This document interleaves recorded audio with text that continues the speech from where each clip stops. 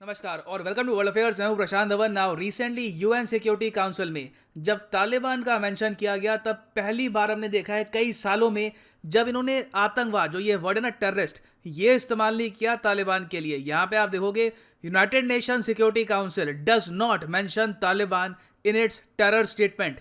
और इंडिया में भी जो मेंबर ऑफ पार्लियामेंट्स है, फॉर एग्जांपल सुब्रमण्यम स्वामी जी, ये भी सरप्राइज्ड है। इन्होंने यहाँ पर ट्वीट करी है कि मैं काफ़ी हद तक सरप्राइज्ड हूँ ये जानकर कि आज के समय यूएन सिक्योरिटी काउंसिल का चेयरमैन कौन है। चेयरमैन है भारत, अगस्त महीने के लिए। और यूएन सिक्योरिटी काउंसिल एक रेजोल्यूशन पास करवाएगा on the issue of Afghanistan. मगर जो यहाँ पर टेररिस्ट वर्ड है ये तालिबान के लिए यूज़ नहीं किया गया, ये डिलीट कर दिया गया है। ये काफ़ी हद तक सरप्राइजिंग है। यहाँ पर मैं बिल्कुल कहूँगा पूरा वर्ल्ड काफ़ी हद तक शॉक्ड है। क्या इसका मतलब यहाँ पर अब ये है कि धीरे धीरे countries in the future Taliban की जो गवर्नमेंट है इन अफगानिस्तान, इसको एक्सेप्ट करना स्टार्ट कर देगी? डिस्कस करते हैं इस वीडियो में। मगर आपसे पहले एक क्वेश्चन पूछूंगा।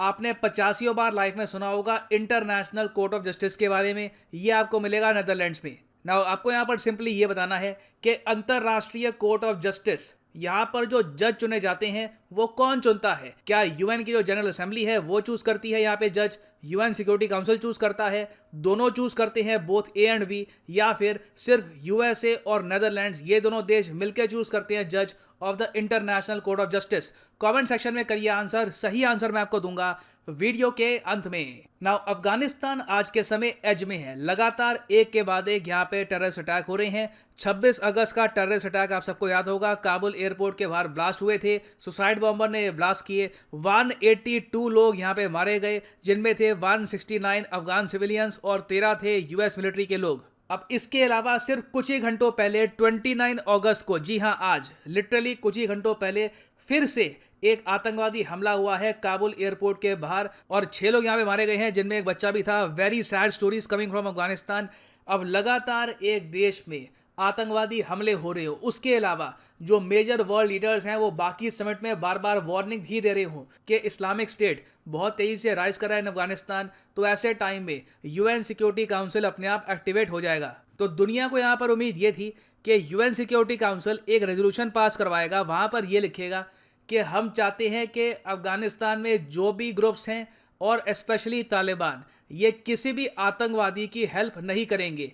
मगर इस पूरे रेजोल्यूशन में जो लैंग्वेज है ये चेंज कर दी गई है।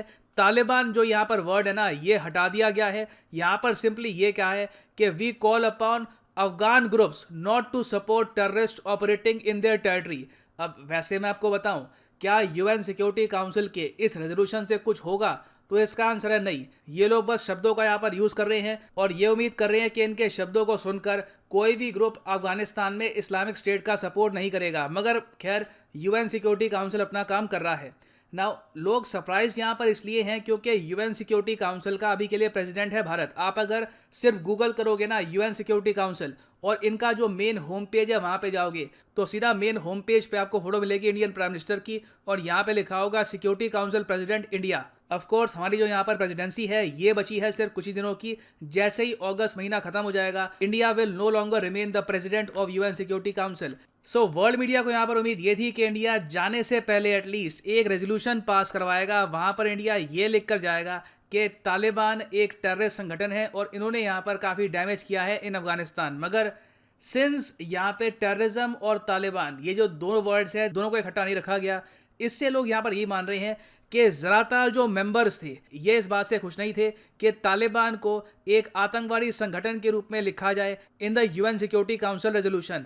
मोस्ट प्रॉब्ली इसमें कई देश शामिल हो सकते हैं, जैसे कि यूएस खुद, उसके अलावा रशिया, फिर चाइना है यहाँ पर, फिर उसके अलावा कुछ और देश भी हैं, फॉर एग्जांपल केनिया है, नाइजर है। तो इधर वे ये मैं कहूँगा तालिबान के लिए एक बड़ी जीत है कि यूएन सिक्योरिटी काउंसिल में अब इनको एक आतंकवादी संगठन कहा नहीं जाएगा। वैसे मैं आपको ये बता दूं कि कई कंट्रीज़ हैं, आप जान के सरप्राइज होंगे, कई कंट्रीज़ हैं वो इंडिविजुअल लेवल पर तालिबान को एक आतंकवादी मानती हैं, कई कंट्रीज़ नहीं भी मानती। फॉर एग्जांपल कनाडा कहता है कि तालिबान एक आतंकवादी संगठन है, चाइना कहता है कि नहीं है, चाइना की कोई यहाँ पर ऐसी पॉलिसी नहीं है।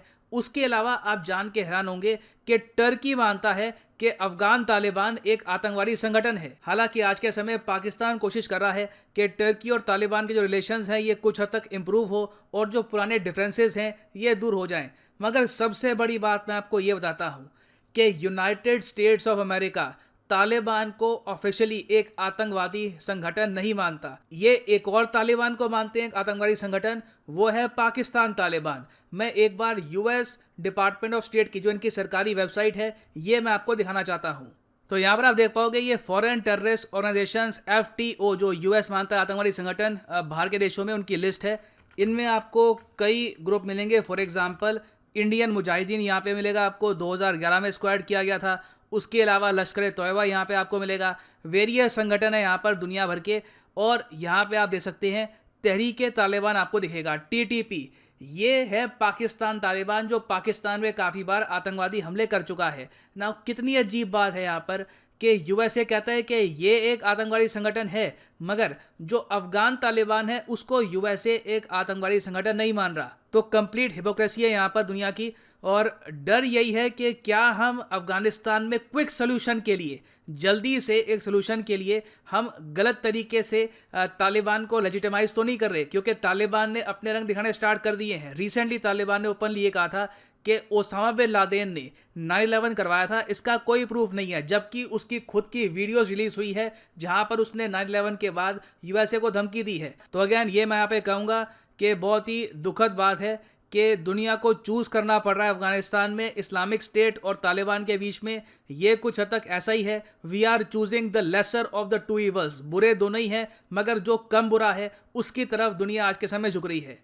और साथ ही साथ मुझे यहाँ पर यही मेंशन करना पड़ेगा कि रिसेंटली तालिबान के जो बहुत ही बड़े लीडर हैं स्तानिकज़ाई, जिस पर मैंने एक वीडियो भी बनाई थी, इंडियन मिलिट्री एकेडमी में इसने ट्रेनिंग ली थी 1982 में। यहाँ पे आप देख पाओगे इसने हाल ही में ये कहा है कि तालिबान चाहता है कि हमारे कंटिन्यू रहे पॉलिटिकल और ट्रेड रिलेशंस विद इंडिया। और इसने यहाँ पर यह भी कहा कि हम चाहते हैं कि इंडिया वापस अफगानिस्तान में आए, अपनी एम्बेसीज हमारी वेरियस शहरों में खोले, और उसके अलावा जो इनके बहुत सारे प्रोजेक्ट्स हैं अफगानिस्तान, इसमें भी काम करना स्टार्ट करे। अब प्रॉब्लम देखो आज के समय ये है, जिस तरीके से पूरे अफगानिस्तान में आतंकवादी हमले बढ़ रहे हैं, Islamic state out of control हो रहा है, और किसी को पता नहीं है एक्चुअली कि क्या तालिबान पीछे से इस्लामिक स्टेट को सपोर्ट कर रहा है या फिर जेन्युइनली ये इस्लामिक स्टेट से दूर है। इंडियंस आज के समय अपने लोग अफगानिस्तान में भेज नहीं सकते, क्योंकि आतंकवादी हमलों का वहाँ पे काफ़ी बड़ा डर है। और कल को अगर आतंकवादी हमला होता भी है उन पर, तो तालिबान सिंपली यहाँ पर ये कह देगा कि पता नहीं, हम तो कोशिश कर रहे हैं, हम तो यहाँ पर अभी नए आए हैं, हम अभी सरकार संभाल रहे हैं। तो इवन दो तालिबान के लोग यहाँ पर चाहते हैं कि इंडियंस वापस आए अफगानिस्तान में,